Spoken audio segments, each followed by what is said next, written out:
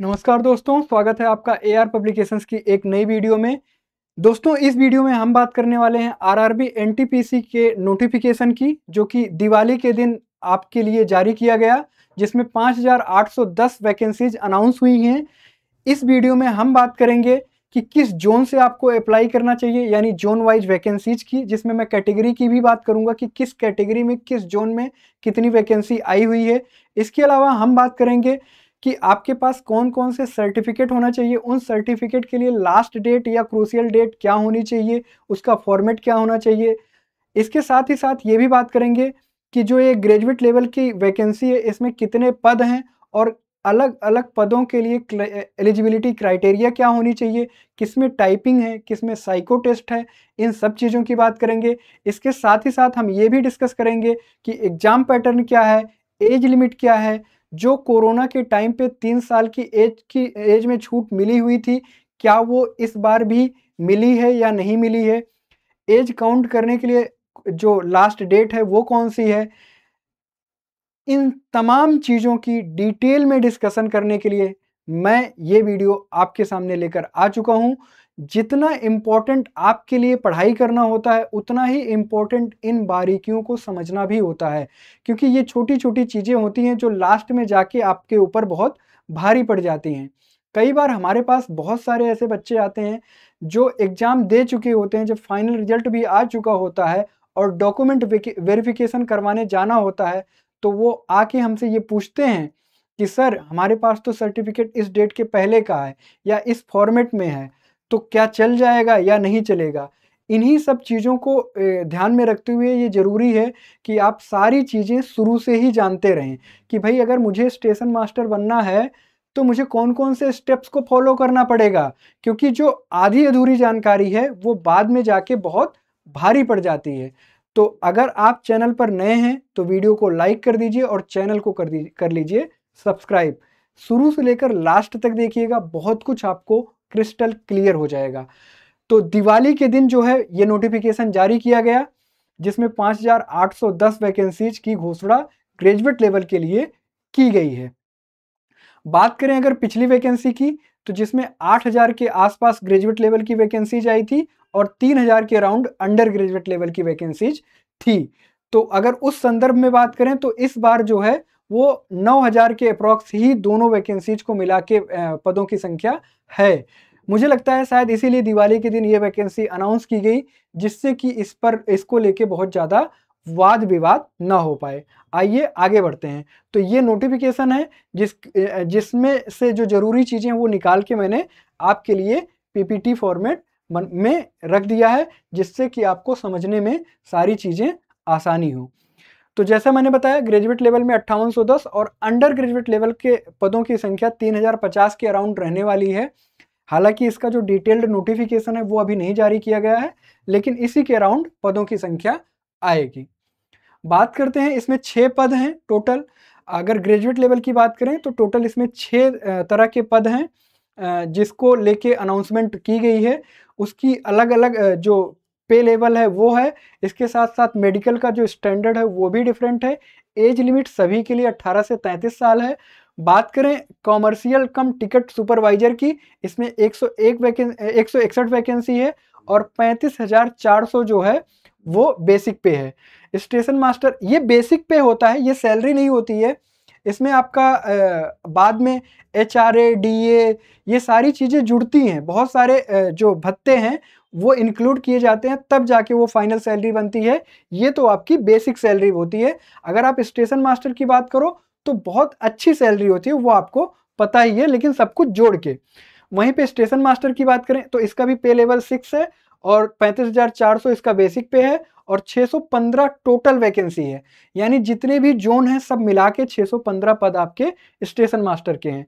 Train manager के सबसे ज़्यादा पद हैं, 3416 पद हैं।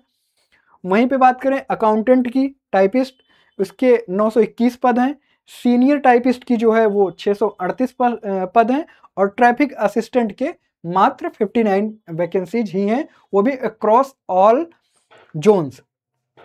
स्टेशन मास्टर और ट्रैफिक असिस्टेंट जो है, ये 2 ऐसे पद हैं जिसके लिए आपका जो एप्टीट्यूड टेस्ट यानी कि साइको का टेस्ट अलग से होता है और जिसके नंबर भी जुड़ते हैं, वो वीडियो में मैं आगे चल के आपको बताऊंगा। उम्मीद करता हूं कि सारी चीज़ें क्लियर हुई होंगी।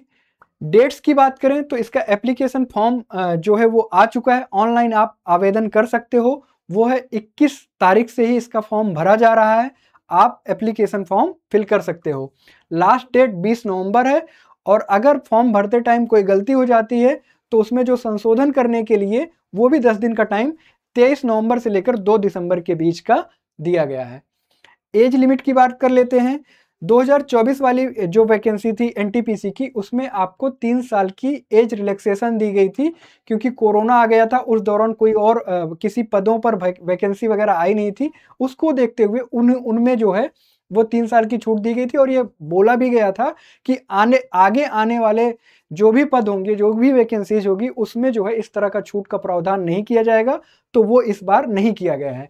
जहां पे पिछली बार जो एज क्राइटेरिया था वो 18 से लेकर 36 साल था, वहीं पे इस बार 18 से लेकर 33 साल तक की एज ग्रुप के लोग ही अप्लाई कर पाएंगे। इसके अलावा जो ओबीसी के लिए 3 साल की छूट मिलती है और जो एससी एसटी के लिए 5 साल की छूट मिलती है, वो अलग से है ही।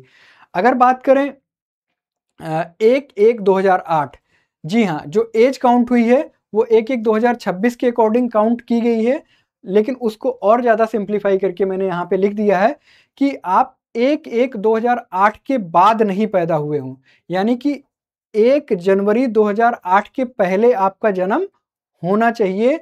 आप किसी भी कैटेगरी के लिए बिलोंग करते हो तो भी आपको 1/1/2008 के पहले पैदा होना चाहिए। इसके अलावा अगर आप यूआर या ईडब्ल्यूएस हैं तो आपकी डेट ऑफ बर्थ 2 जनवरी 1993 के पहले नहीं होनी चाहिए। साथ ही ओबीसी हैं तो 2 जनवरी 1990 के पहले नहीं होनी चाहिए और अगर आप एससी या एसटी कैटेगरी से बिलोंग करते हैं तो 2 जनवरी 1988 के पहले नहीं होना चाहिए। तो आपका जन्म यूआर या ईडब्ल्यूएस के लिए इन दोनों डेट्स के बीच का होना चाहिए। ओबीसी वालों के लिए इन दोनों डेट्स के बीच का होना चाहिए और एससी एसटी वालों के लिए 1/1/2008 से 2/1/1988 के बीच का होना चाहिए।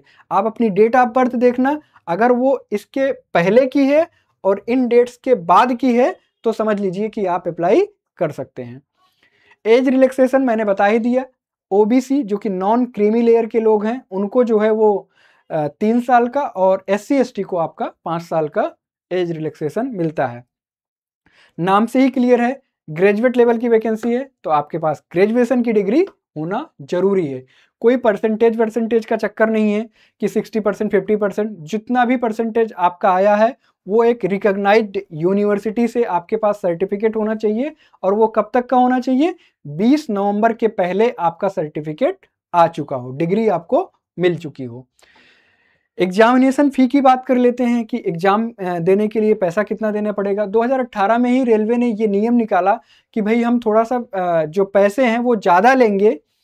ये अलग बात है कि ये 5-5 साल तक पेपर कराते हैं, 3-3 साल तक पेपर कराते हैं, तो उस दौरान वो उस पैसे को जितना ज़्यादा यूटिलाइज़ कर सकते हैं, करते हैं। लेकिन ये ज़्यादा पैसे इनिशियली लेते हैं और जब सीबीटी 1 एग्ज़ाम हो जाता है, तो उसमें से कुछ पार्ट जो है वो वापस कर देते हैं।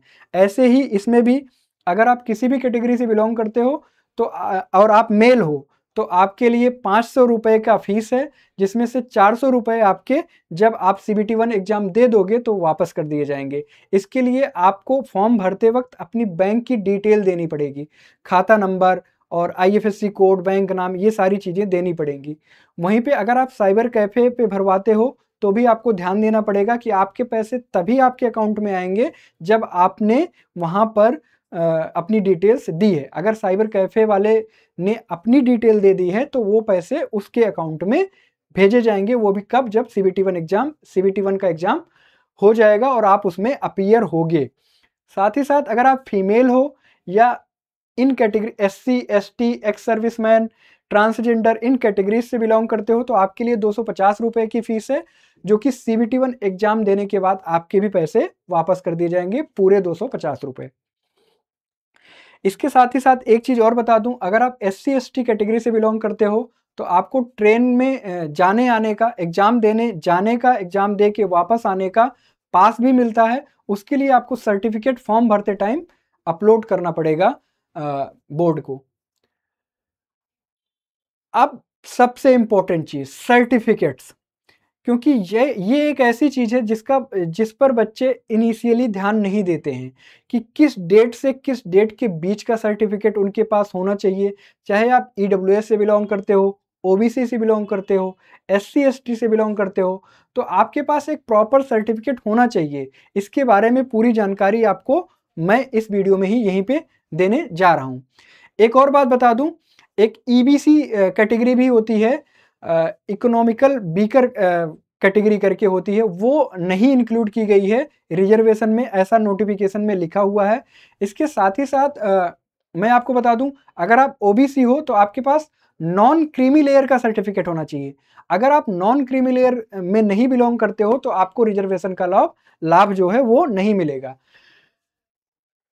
जो आपका सर्टिफिकेट है, चाहे वो जाति प्रमाण पत्र हो, ओबीसी, एससी, एसटी या फिर इनकम सर्टिफिकेट हो आपका ईडब्ल्यूएस वाले स्टूडेंट्स के लिए, वो जो आरआरबी ने जो अपना एक फॉर्मेट दिया है उसके अकॉर्डिंग होना चाहिए, उसी के तरह का होना चाहिए। और वो जो फॉर्मेट है, वो जो आरआरबी की नोटिफिकेशन आई है एनटीपीसी ग्रेजुएट लेवल की, उसके पेज नंबर 40, 41, 42, 43 और 44 नंबर पेज पर दिया गया है, उसको आप देख लीजिएगा। ये बहुत इंपॉर्टेंट है, लास्ट वाला पॉइंट, कि आपका जो सर्टिफिकेट है ना, वो केंद्र सरकार की लिस्ट के अकॉर्डिंग होनी चाहिए, केंद्र सरकार के फॉर्मेट में होना चाहिए। इसका क्या मतलब हुआ? इसका मतलब यह है कि राज्य सरकारों में ओबीसी और एससी एसटी की जो लिस्ट है वो अलग है और केंद्र सरकार की अलग है।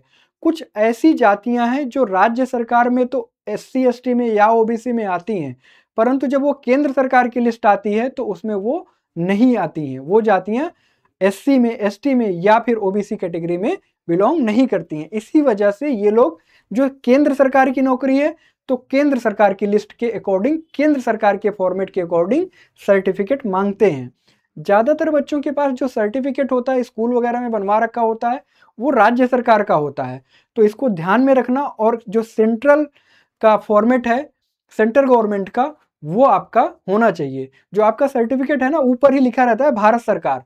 अगर उस पर भारत सरकार लिखा हुआ है तो समझ लो वो केंद्र सरकार का है, और अगर उस पर आपके स्टेट का, राज्य का नाम लिखा हुआ है तो समझ लो वो राज्य सरकार का है।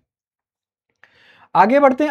अगर आप ओबीसी कैटेगरी से बिलोंग करते हैं, बहुत ही इंपॉर्टेंट है, तो आपके पास जो जाति प्रमाण पत्र होना चाहिए वो 20 नवंबर के पहले का होना चाहिए, यानी कि जो फॉर्म भरने की अंतिम डेट है उसके पहले का होना चाहिए, लेकिन 1 अप्रैल 2025 के बाद का होना चाहिए। अगर 1 अप्रैल 2025 के पहले का सर्टिफिकेट आपके पास है तो आप अप्लाई कर दीजिए और नया सर्टिफिकेट बनवा लीजिए जो कि 20 तारीख से पहले आपका बन जाए। वहीं पे अगर आप ईडब्ल्यूएस कैटेगरी से बिलोंग करते हैं तो आपके पास जो इनकम सर्टिफिकेट होना चाहिए वो 8 लाख से कम वाला जो लगता है ईडब्ल्यूएस वाले भाइयों के लिए, वो आपका होना चाहिए 2024-25 जो फाइनेंशियल ईयर है, वित्तीय वर्ष 2024-25 का होना चाहिए। लेकिन जो फॉर्म भरने की अंतिम डेट है यानी कि 20 नवंबर, उसके पहले का होना चाहिए। तो ये चीज ध्यान रखिए। अगर आपके पास अभी सर्टिफिकेट नहीं है तो आप उसको बनवा लीजिए। साथ ही साथ एससी एसटी के लिए कितना भी पुराना सर्टिफिकेट हो चल जाएगा, लेकिन आपको 2 चीज ध्यान रखनी है। एक ये कि फॉर्म भरने की अंतिम डेट के पहले का होना चाहिए, और दूसरा ये कि जो केंद्र सरकार वाला फॉर्मेट है, सेंट्रल गवर्नमेंट वाला फॉर्मेट है, जो बोर्ड ने पेज नंबर 41 के अराउंड में दे रखा है, उससे आपका मैच करना चाहिए, उसके जैसा होना चाहिए। आई होप ये पूरा आपको क्लियर हो गया होगा। बहुत ही इंपॉर्टेंट है, मैं फिर से रिपीट कर दे रहा हूं कि इसको आप जरूर बनवा लीजिएगा। एग्जाम पैटर्न की बात करें, इसमें टोटल 2 सीबीटी होते हैं, सीबीटी 1 और सीबीटी 2। दोनों में ही लैंग्वेज का कोई पेपर नहीं होता है, यानी कि इंग्लिश या हिंदी नहीं पूछी जाती है। इसमें मैथ्स, रीजनिंग और जीके जीएस आपका पूछा जाएगा। बात करें रीजनिंग की, तो रीजनिंग के 30 सवाल पूछे जाएंगे 30 नंबर के, जीके जीएस के 40 सवाल पूछे जाएंगे 40 नंबर के, मैथ्स 30 सवाल 30 नंबर, टोटल 100 सवाल 100 नंबर, 1.5 घंटे का टाइम मिलेगा, और 1/3 की आपकी नेगेटिव मार्किंग है। नेगेटिव मार्किंग थोड़ी सी ज्यादा है, 33.33% की। और सीबीटी 1 जो है वो आपका क्वालिफाइंग है, CBT 1 आप क्वालिफाई करते हो तो आप CBT 2 के लिए अपीयर होगे। वहीं पे CBT 2 की बात करें तो रीजनिंग के 35 सवाल 35 नंबर, जीके जीएस 50 सवाल 50 नंबर, मैथ्स 35 सवाल 35 नंबर, टोटल 120 सवाल 120 नंबर और वही 1.5 घंटे का टाइम और वही सेम 1/3 नेगेटिव मार्किंग।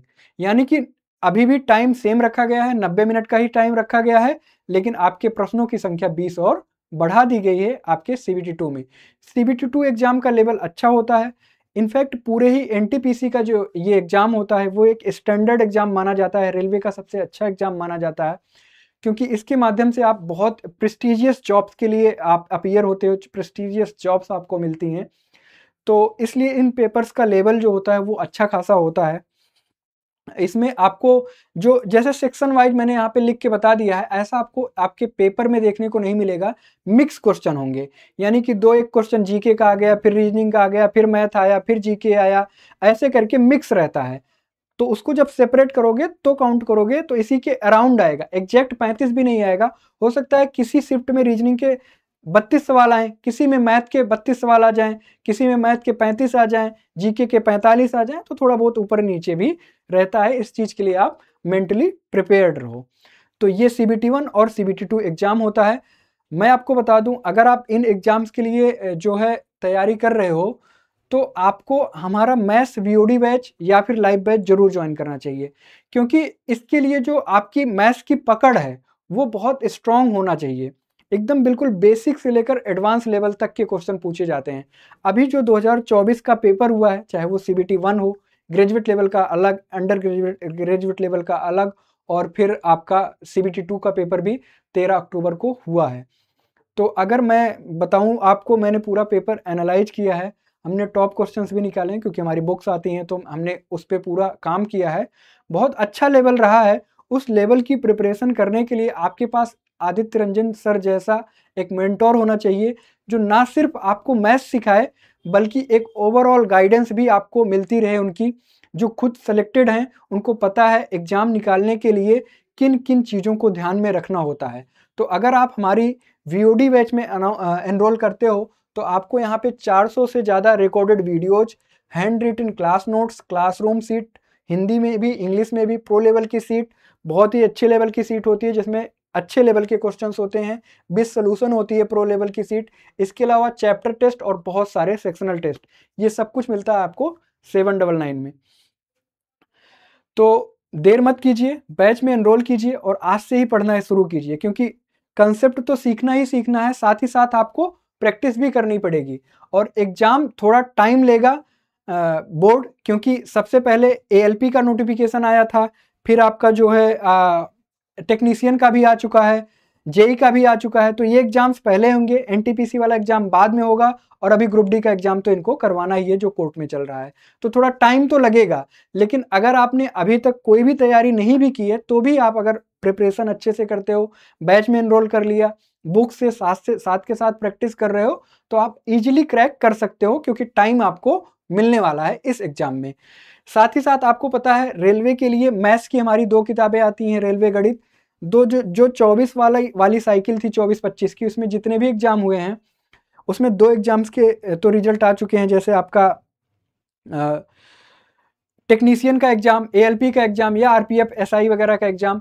इसमें जितने भी बच्चे सेलेक्ट हुए हैं रिटन एग्जाम में, उन सब ने रेलवे मैथ्स को जरूर ही यूज किया है। हजारों बच्चे ऐसे हैं जिन्होंने हमें मैसेज करके बताया है कि रेलवे मैथ्स कितनी हेल्पफुल रही है। बहुत ही पॉपुलर किताब थी, आपकी लाइब्रेरी में, आपके गांव में, आपके आस पड़ोस आपने इन किताबों को जरूर देखा होगा।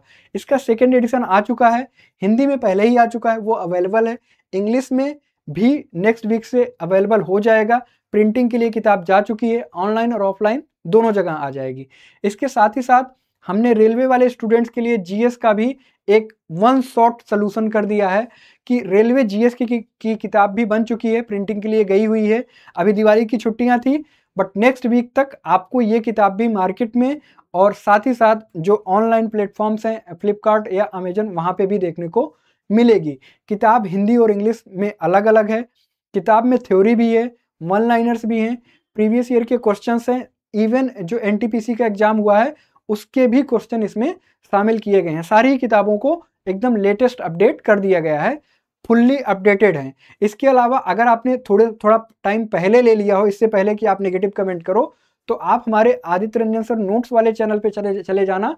वहाँ पे जितने भी नए एग्जाम्स होते जाते हैं उसकी पीडीएफ हम डालते जाते हैं विद सोल्यूशन। यानी कि अगर आपने रेलवे गणित का सेकेंड एडिशन भी ले रखा है तो आपके पास जो है जो नए वाले एग्जाम है, चाहे वो CBT 2 का एग्जाम हो, कोई भी एग्जाम हो, उसके क्वेश्चन वहां पे मिल जाएंगे आपको फ्री में, विद सोल्यूशन मिल जाते हैं। तो वो टेलीग्राम चैनल ज्वाइन कर लीजिए, आपको दोबारा किताब लेने की जरूरत नहीं पड़ेगी। आगे बढ़ें तो जो सिलेक्शन प्रोसेस है वो कैसे होता है। इसमें जो 6 वैकेंसीज हैं उसमें से 2-2 का ग्रुप है, यानी 2 ऐसी वैकेंसीज हैं जिसमें आपका CBT 2 के आधार पर ही सिलेक्शन होता है, 2 वैकेंसी ऐसी हैं जिसमें टाइपिंग टेस्ट होता है, और 2 वैकेंसी ही ऐसी हैं जिसमें आपका एप्टीट्यूड टेस्ट यानी साइको टेस्ट होता है। बात कर लेते हैं कौन कौन से ऐसे। जो ट्रेन मैनेजर वाली जिसमें 3400 से ज़्यादा पद थे, उसमें जो है आपका CBT 2 के आधार पर ही सिलेक्शन हो जाएगा, उसमें कोई टाइपिंग या एप्टीट्यूड टेस्ट नहीं होगा, तो उसकी मेरिट भी ऊपर जाएगी, समझ रहे हो। वहीं पे आप टाइपिस्ट की बात करें, ये जो सीनियर क्लर्क टाइपिस्ट है और जूनियर अकाउंटेंट वाली पोस्ट है, इसके लिए कंप्यूटर का टाइपिंग होगी, हिंदी इंग्लिश दोनों में ही होती है, जो जिसमें कंफर्टेबल होता है वो उसमें करता है, आगे चल के मैं उसकी बात करूंगा। स्टेशन मास्टर और ट्रैफिक असिस्टेंट के लिए आपका साइको टेस्ट होता है, जिसमें कंप्यूटर बेस्ड साइको टेस्ट लिया जाता है, वो आपको देना पड़ता है। इसके मार्क्स भी जुड़ते हैं, वो भी मैं आगे चर्चा करूंगा। CBT 1 और CBT 2 एग्जाम सभी पदों के लिए सेम ही होता है।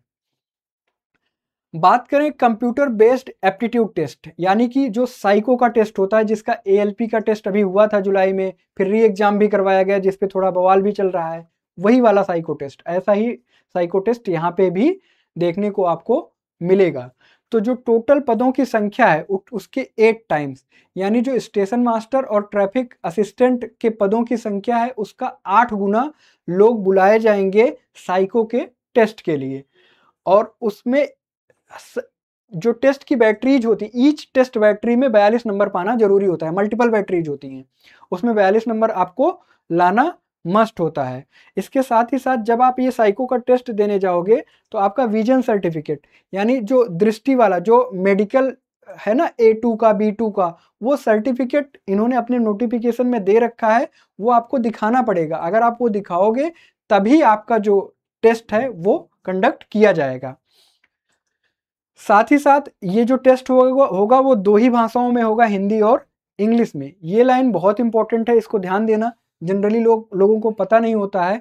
आपकी जो फाइनल मेरिट बनेगी उसमें जो 70% मार्क्स हैं वो लिए जाएंगे आपके CBT 2 एग्जाम से, और जो 30% मार्क्स हैं वो आपके जो साइको का ये वाला टेस्ट होगा एप्टीट्यूड टेस्ट, इससे लिया जाएगा। आगे बढ़ते हैं और टाइपिंग टेस्ट की भी बात कर लेते हैं। टाइपिंग टेस्ट सिंपल होता है, इंग्लिश में 30 वर्ड पर मिनट की स्पीड चाहिए होती है और हिंदी में 25 वर्ड पर मिनट की स्पीड आपकी मस्ट होती है।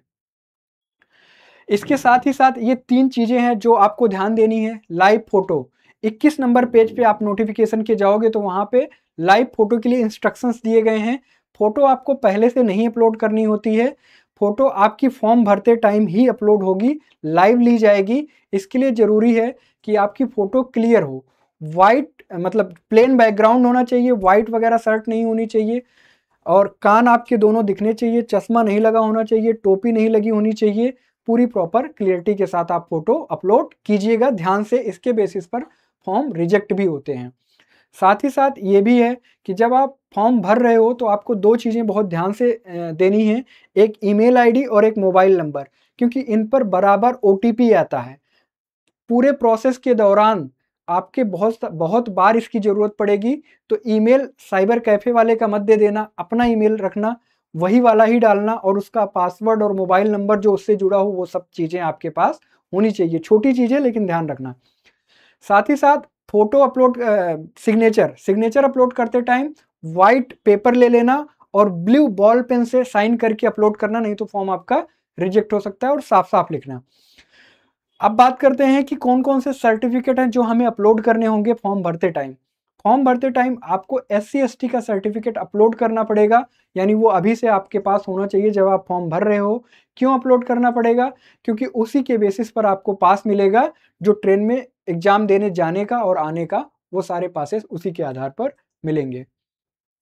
अब बात कर लेते हैं सबसे इंपॉर्टेंट चीज, यानी किस जोन में कितनी वैकेंसी है। बच्चे को सबसे ज्यादा कंफ्यूजन होता है, गुरुजी किस जोन से अप्लाई करना चाहिए, मेरे दोस्त ने तो उस जोन से अप्लाई किया था, वहां पे कट ऑफ कम जाती है, इस जोन से अप्लाई किया था, यहाँ पे वैकेंसी कम होती है लेकिन सिलेक्शन हो जाता है, यहाँ से कम बच्चे भरते हैं, वहां से ज्यादा बच्चे भरते हैं।